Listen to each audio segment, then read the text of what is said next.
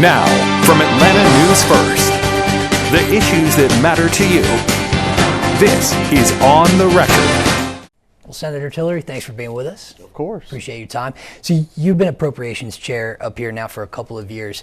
When did you first start to look at the budget and say, I think we can eliminate the income tax? Well, this is my 7th session chairing the budget. It's hard to believe that. It feels like it wasn't quite that long ago. But obviously I've been interested in this since I was on the county commission. Remember, I got elected when I was 28, and the reason that I probably ended up heading on to the Senate with the support of my district was because we reduced property taxes every year I was chairman. So I understand that we're not spending our money, we're spending the people's money, and if we have excess, then we need to be returning it to them. Yeah, so the whole time, really, you've looked at the budget and said it's something that you wanted to do. Well, I think we've been looking at the budget the whole time, making sure that we're spending taxpayer dollars wisely. Of course, when I came into the chairman's role in 2020, we were looking right then at taking 15% out. What that set us up to do is make sure we were funding our priorities: education, healthcare, public safety. And after we funded those priorities, everything else is, things that we ought to be looking at. Do we need to be doing them in the first place? We've looked at that, and I think we're in a position now, because of the great leadership of Governor Kemp and Governor Deal before him and others, that we can return a lot of money to taxpayers. Right. Is the surplus an indication that maybe it's time to consider giving some of this back? Well, that's one thing I'd look at, but let's also look at the times we're living in. There's families right now who are having a really hard time paying for gas, groceries, childcare, their power bill. And if we're in an opportunity, because of how we've budgeted, to be able to do more with less and give that money back to them, it just makes common sense. Right. I think a lot of people can resonate with what the governor said, where he said, it's not your money, it's not the government's money, it's your money, yesterday in the State of the State. How much did Lieutenant Governor Jones's proposal in his campaign push this effort along? Was that a factor in finally getting to go ahead and do this? Well, I think the Lieutenant Governor's been focused on this priority as well. I mean, look, he lives in Jackson, in middle Georgia. Bert's family may have done incredibly well financially, but you'll see that they're still downtown, down-home folks. And that's the way I was growing up. And my granddaddy was a janitor at the Doraville GM plant. We still have those small-town roots where we're thinking about families that are trying to make ends meet. Yeah, that's Assembly now. Good press for Assembly. Let's go. All right, yeah, great. So here's the thing that people are pointing out, right? The income tax in Georgia represents about 44%, correct me if I'm wrong, of the general budget. Where do we make that up? That's a huge portion of the state's income. Well, I'm glad you threw that back out there to us. Remember what the Senate's plan is. The Senate's plan in year one eliminates the income tax on the first $50,000 of every single employee or every single taxpayer in Georgia. If you're married filing jointly, it eliminates the state income tax on the first $100,000 that you earn. And that's for everybody. So if you're making $70,000, you're married filing jointly, you would have no state income tax liability, because your liability extends up to $100,000. If you were making $150,000, well, you're only going to be taxed on $50,000. You're making $1 million, you're only taxed on $900,000. So the benefit that the Senate's plan provides applies equally across the board. But the impact is going to be more felt on those making less than $100,000. We're talking about your teachers, your firefighters, your police officers, your nurses. They're going to see their entire income tax liability completely wiped out in year one of this plan. Then we start talking about the cost. Well, the cost, as we've broken down, you're talking about a big number, right? $16 billion that the state brings in on income tax. You don't eliminate that in 1 year. The Senate's plan under Lieutenant Governor Jones and what we've laid out as the committee does this over 6 years. So that's about $3 billion each year. We can pull that out in the first year from budget space we already have in the current budget. It works. We have about $2 billion that we brought in addition of revenue over expenses last year. And then there's a move we've made where we funded bonds with cash over the past few years. That move back creates the other dollars necessary to make this plan work in year one. In year two, we've laid out how we pay for that as well. The state brings in, or spends out rather, about $30 billion in corporate welfare each year. Let's talk about some of that. If you are here in Georgia today and you buy yacht parts, you don't pay sales tax on that. If you're buying parts for your bass boat, you do. You know, all those yachts we've got floating down the Chattahoochee. That's not helping a family in Fulton, Cobb, Gwinnett. You pick the county, pay for gas, groceries, or childcare tonight. Another one is the data center tax credit. Let's talk about it for a second. If you buy a laptop for your child to go to college at any of one of Georgia's technical colleges or university establishments, you pay sales tax on that computer. But if you buy $15 million worth of computers tonight, You pay sales tax on none of it. That credit now is worth over $700 million a year. If we take those dollars instead of giving them out to folks who are coming anyway, and instead roll them back into a reduction of the income tax for families, we can pay for that in year 2. And by the end of year 1 and the end of year 2, you see 2/3 of Georgians no longer pay state income tax, 64%. That's a great bet, and it's a great down payment on the ultimate goal of eliminating the income tax for everybody. Right. And I know you used the phrase, corporate welfare. I think most people would know it better as tax incentives, things like film credits. You mentioned the data center credit. You wrote in your op-ed in the AJC a couple of days ago that it's about competitiveness, right? Tennessee, Florida, Texas, they don't have an income tax. They're our neighbors. What does eliminating tax incentives do to the competitiveness of Georgia? Because the governor has really used these effectively to bring in Q-Cells, Hyundai, lots of film and TV here in Georgia over the course of his 8 years. Does reducing or eliminating some of these some of these tax incentives reduce Georgia's competitiveness in that way? Great question. You're right. It's about Georgia being competitive with other states. We've got North Carolina and South Carolina that are also approaching zero. Alabama's not really doing much on that move, but you are seeing Mississippi and now Missouri do the same. 9 states in the union have already gone to zero. So this is not an impossible task. You talk about Georgia being the #1 state for doing business for the past almost 12 years in a row now. That's a pretty darn big deal too. And what I would say is if we've now achieved that goal for over a decade, let's use that to benefit our citizens. If you're the pretty girl at the dance, you don't have to ask everybody for a dance. They're asking you. So do we still need to be on the front end of these incentives when we've already landed so many companies over the past decade? Yeah, I think you know as well as I do, you're going to have to do some convincing on this. We talked to Chris Clark at the Chamber the other day. He has concerns that without these incentives, film, data centers, other large businesses will just go to states that have these. Are you concerned about that as well? I think that what we have to do is prioritize people over corporations. And if we're willing to do that, which is what we should be doing in the first place, take the fact that we've been the #1 state for doing business for over a decade out and use that and apply that benefit to people, then we can make sure that we eliminate their income tax liability. You're talking about a huge impact. The governor announced some plans yesterday to do one-time payments to state employees, to families. What this does is rolls out a larger impact. You're talking about $2,500 a year for every year forever for an individual who's only making $50,000 right now. That's a $2,500 impact you're putting back in their pocket. For a family that's making $100,000, maybe it's a teacher and a coach, or maybe it's a nurse who's married to a firefighter. You put those families together, they're making $100,000. Eliminating their income tax liability puts $5,190 back in their pocket every year forever. That's a great, great investment in our people.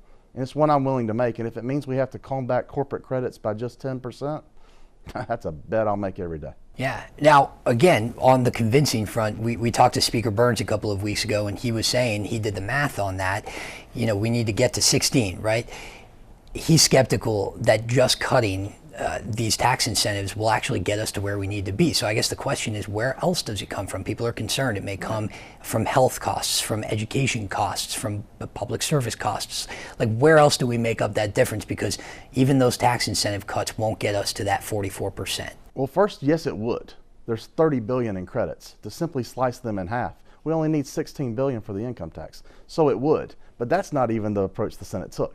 The approach the Senate took was $3 billion a year, stop and see what happens. So the first $3 billion for the first year is paid for in the current budget without cutting any services and just using revenue that our citizens have already sent, turning around and sending it back to them. The cost of year 2 is used by being paid for by cutting the $30 billion in tax credits by 10%. That's $3 billion. It pays for year 2. And then we pause and we say, hey, how's revenue look now? We've taken and putting $6 billion back into people's pockets. We've showed you how we pay for it, and in the process, that eliminated the income tax for 64% of Georgians. And no one in Georgia is paying income tax at that point in time on their first $50,000 if they're single, or their first $100,000 if they're married and filing jointly. Then we look at it and stop and say, all right, can we do this again for year 3, 4, 5, and 6? And if we're right, and that does trigger those reductions, or that increased income rather, for years 4, 5, and 6, the income tax is eliminated statewide. It's a plan that works. The math works. It isn't fuzzy. It's just putting people over companies. Yeah, and it sounds like you guys are just kind of banking on these tax credit eliminations or reductions doing the job. Not that. We're also looking at in no way have we even factored in the growth that comes from sales tax increases that we know will happen as you're putting this money back in the hands of families that are going to have to pay for gas, groceries, child care, and their power bill. We haven't even banked on that. That's gravy on top of it. But what we would hope we'd be able to do is roll those back into future savings so that we're triggering those revenue estimates that would see further reductions in years 3, 4, 5, and 6. Yeah, it's kind of the spend money to make money ideal for that. Well, it's putting money back in families' pockets because we know they will spend it faster than putting it in the pockets of a billion-dollar corporation who may spend it in Georgia or may spend it in Manhattan. How does this impact the plan that was already in place to reduce the state income tax? Because was there ever a conversation when you guys were going through that process, and we know the governor sped that up yesterday, needs your approval to do so, but was there ever a conversation about saying, let's eliminate it altogether back when you were considering the reductions? So the Senate plan actually embraces the governor's plan to accelerate the 40 basis point reduction in this current tax year. So we've baked that in, talked about it. In fact, the plan we rolled out embraced that early on. So I don't see right now where the governor's plan and the Senate's plans are on some collision course. Everyone who wants to argue they're incongruent probably is just not reading the plans. The folks who want to argue that this plan is not feasible are the ones who want to protect their credits. And if the Georgia legislature is willing to put people over companies, this is a completely feasible plan that eliminates the state income tax on 64% of Georgians in year one. Yeah, and again, just playing devil's advocate here, are you willing to, in a sense, guarantee that there won't be cuts to make up that difference from things like education or from things like public safety? Yeah, well, we don't have to guarantee it. We've rolled out the cost for years 1 and year 2. We've showed you how we're going to fund it, and we did it without raising any new sales tax, without creating a property tax, without cutting services that we talked about to things like public health, to public safety, to education, to transportation. We didn't do any of those things. And somehow in the process, by just using the growth and the benefits that the state's already had because of our, again, being the #1 state to do business for over a decade, we're able to make this plan work financially, and it ends up giving every single Georgian a tax break and eliminating the income tax on 64% of Georgians. You mentioned kind of a collision course between, which you don't think there is, obviously, but when we talk about collision courses, I think people are viewing what your plan is in the Senate to eliminate the income tax versus what the House wants to do with property taxes. We've already talked about this, you and I know there are two different, obviously very different pots of money. People will know that property taxes go towards local programs, municipal programs, city programs, and the state obviously is the sole collector of the income tax. Are you concerned about the House's plan to lower property taxes while you guys are going through this process? Because yes, they are two different pots of money, but I am just curious, as you're the appropriations chair, to get your thoughts on the House's plan to reduce property taxes and the impact that it could have to municipalities. Well, one, we've not seen the House's plan yet. We're waiting on them to roll that out. But my understanding is what they're going to do is adopt the plan that the Senate passed last year that didn't have an opt-out clause, that they're going to probably adopt that plan. So, of course, we have no issue with that at all. Remember, the state collects no property taxes. So why would we start collecting one now? There's never been a desire or a move to do that, even in the plan to eliminate the state income tax. So we look forward to working with our friends in the House side. Our plans obviously not on a collision course at all. We're dealing with two completely separate pots of money. But what we do know is the pot of money we control at the state is the income tax. The pot of money that's controlled by the local governments is the property tax. I think we need to make sure our house is in order if we're going to start talking about other folks' houses. Right. Have you been in any sort of coordination, knowing that the House was going to try and do this reduction of property taxes with, your local folks or other local folks around the state who we know have concerns about losing that revenue? I've not. What I understand is the House's plan focuses around homestead exemption, most likely, and what we've done in the Senate already. So again, the Senate plan and the House plan, not on any type of collision course. There's not folks who are trying to line this up to say it's a either or situation. You have to choose the House plan or the Senate plan. They just don't understand the budget. Sure. Put your appropriations chair hat back on for a second. The governor yesterday announced that he wanted to do these rebates for, he's been doing them for a number of years. This is a really big one. It's about $1 billion. It'll give 250 on average back to the individual filer, 500 back for married couples. He still needs the legislature's approval to do this. You guys have been behind him on all of the rebates that he's done over the past couple of years. Will you be behind him on this one too? Well, if everyone's excited about a family getting $250 or $500 back one time and think this is a really big deal, then they should be screaming and shouting from the rafters about the Senate plan. Because if you're making that $50,000 and you're going to get a $250 check one time under the proposal that you just mentioned is a really good idea, the Senate's plan gives you $2,500 every year forever. You should be shouting from the rooftops. If you're going to get a $500 check under this current plan that's one time again, the Senate's plan puts $5,190 back in your pocket every year forever. If one plan's good, then I'd have to tell you that the Senate plan must be great. Yeah. You in the Senate especially don't really ever need bipartisanship to get things done. You guys have a very strong majority over in that House. Democrats are concerned about all the things that we've already talked about, potential cuts to education costs and things of that nature to make up what will be lost with the state income tax.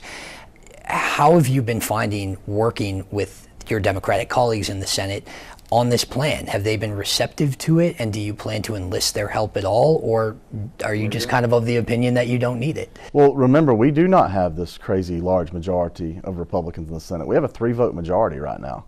We've had some people resign. That's left us in a bind where passing conservative legislation is going to be difficult this year. If you consider this plan to only benefit conservatives, then I think you would maybe have trouble. But remember, this plan benefits all Georgians. Every single taxpayer in Georgia receives a break under this plan. And those making less than $100,000 if they're married and filing jointly, or $50,000 if they're filing single, see their income tax eliminated completely. That's $2,500 in the pocket of an individual making $50,000 right now. That's $5,190 in the pocket of a family making $100,000. Maybe it's a nurse and a coach, or a firefighter who's married to a teacher. Those folks are going to see $5,190 extra dollars in their pocket. That's not conservative. That's not liberal. It's just good government. Yeah. All right, Senator Tillery, thanks for being with us. Thank you. Thank you for watching A&F Plus. For more breaking news, live coverage, and your community stories, download the Atlanta News First app. You can also watch us on YouTube, Roku, Apple TV, and Fire TV. To join the conversation on YouTube Live, visit our channel and hit subscribe. You can also listen to the Atlanta News First podcast by searching Atlanta News First on your preferred listening platform.